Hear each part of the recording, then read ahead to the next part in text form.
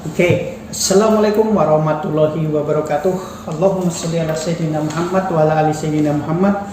Allahumma sholli wa sallim wa barik ala sayyidina Muhammadin nuri jati wasirri sari fi sairil asma'i wasifati wa ala alihi wa sahbihi wa sallim.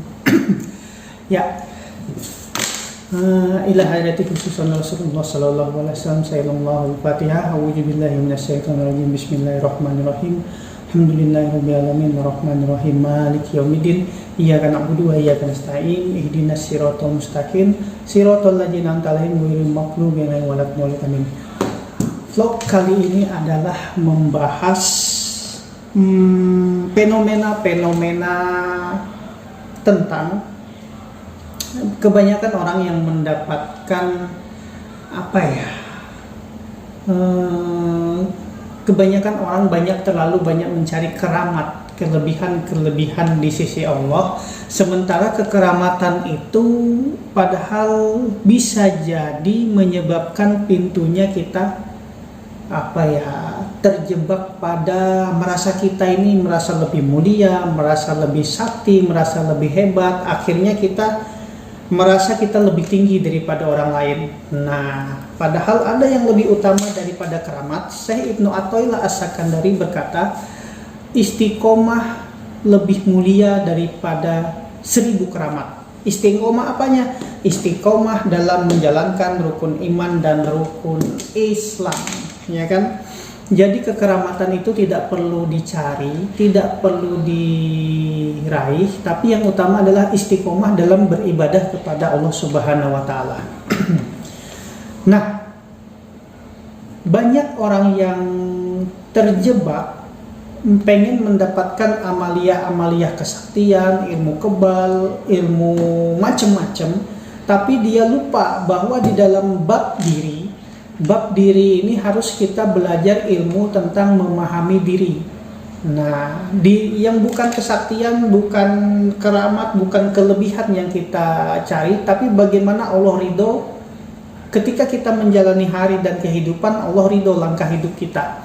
Jadi yang keluar dari mulut kita bukanlah sesuatu yang berupa amarah, ya kan? Bukan sesuatu yang berupa menjadi rasa penyesalan atau lawamah, tapi sesuatu yang menenangkan orang lain, ya kan? Nah, bab diri ini harus benar-benar kita pahamin. Kenapa saya bilang bab diri? Karena diri terbagi menjadi dua. Diri yang zahir, tubuh kita yang fisik yang akan mati ini, kemudian diri yang batin. Diri yang batin juga alias ruhnya kita, sukmanya kita, ya kan? Ini yang harus kita berusaha untuk kita pelajarin. Jadi lebih utama mana? Kamu mendapatkan ilmu keramat, bisa melihat jin, setan, iblis, dajjal, tapi kamu tidak bisa melihat dosa-dosa yang kamu lakukan. Lebih utama mana? Lebih utama, karena dalam hidup ini ada namanya mi'ratul haya atau cermin malu.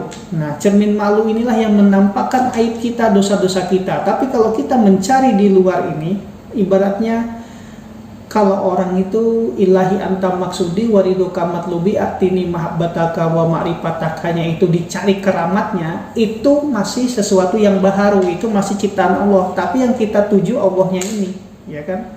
Nah, dalam bab diri untuk mencapai kemuliaan, untuk bisa kita sempurna bermakrifat sebagaimana Rasulullah sampai kepada langit ketujuh, kita jangan terpengaruh, jangan terperdaya yang namanya kekeramatan atau karomah yang ada di dalam diri kita. Karena itu adalah bumbu-bumbu. Bab bumbu ini bisa jadi ilmu, mujizat, karomah, hidayah, ilham, atau bisa jadi istidrot. Istidrot itu dikasih Allah begitu-begitu aja, tapi nanti diganti dengan sesuatu yang berupa bala atau karma diri yang ada dalam diri kita. Ini banyak kejadian-kejadian sekarang Allah sudah mulai menampakkan kepalsuan-kepalsuan yang ada dilakukan oleh orang-orang di dunia YouTube, ya kan?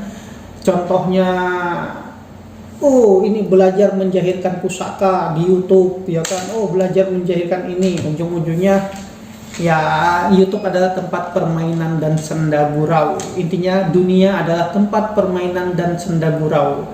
Jadi sebaik-baiknya adalah orang yang di hatinya itu tidak ada dunia, tapi di hatinya adalah bagaimana cara kita berpulang, memulangkan semua itu karena Allah. Karena itu kunci keimanan kita.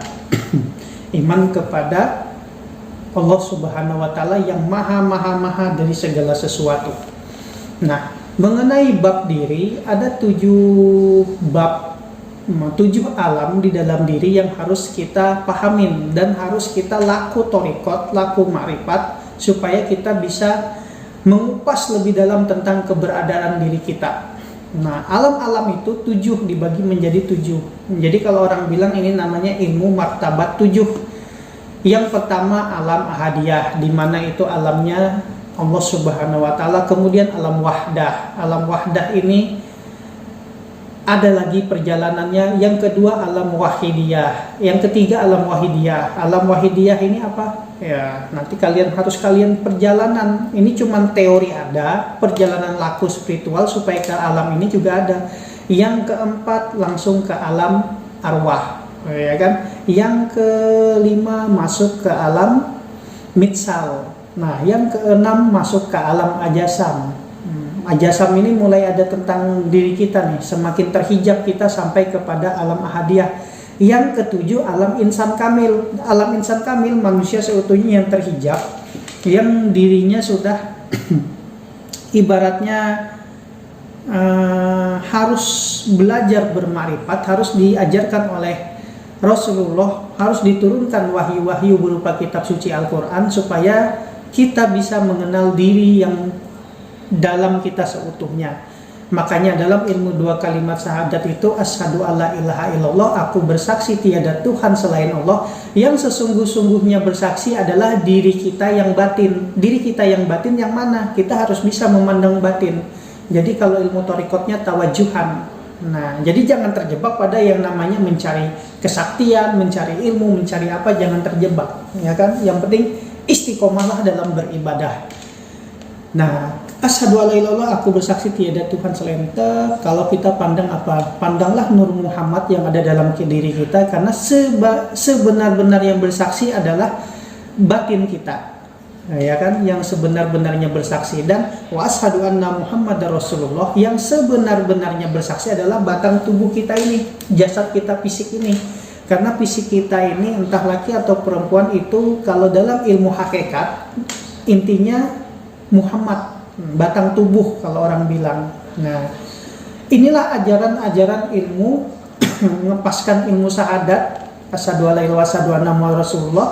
Semoga di bulan Maulid ini kita bisa sempurna mengenal namanya Nabi Muhammad SAW.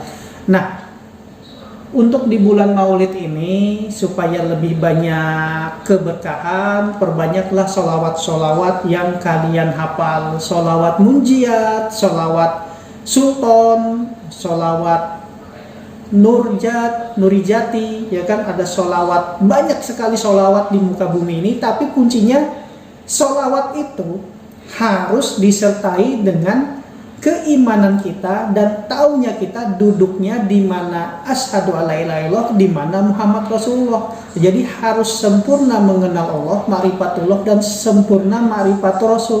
Supaya apa? Semua sholawat yang kita utarakan di bulan Maulid ini ya sampai kepada Allah Subhanahu wa Ta'ala, sampai kepada Rasulullah Muhammad SAW. Dan sholawat ini menjadi syafaat, penentram hati kita, pendingin hati kita, penyejuk hati kita ketika kita menderita yang namanya ujian-ujian hidup, mengalami namanya ujian kehidupan. Itu pentingnya sholawat, ibaratnya sebagai tingkat pengeling kita, ya kan, supaya apa, syafaat itu ketika kita buntu sudah otak, dengan sholawat hadir syafaat yang menenteramkan batin kita. Oke. perbanyak sholawat di bulan Maulid. Wabillahi taufiq wal hidayah wa ridha wal inayah wallahu muwaffiq ila aqromit thoriq. Wassalamualaikum warahmatullahi wabarakatuh.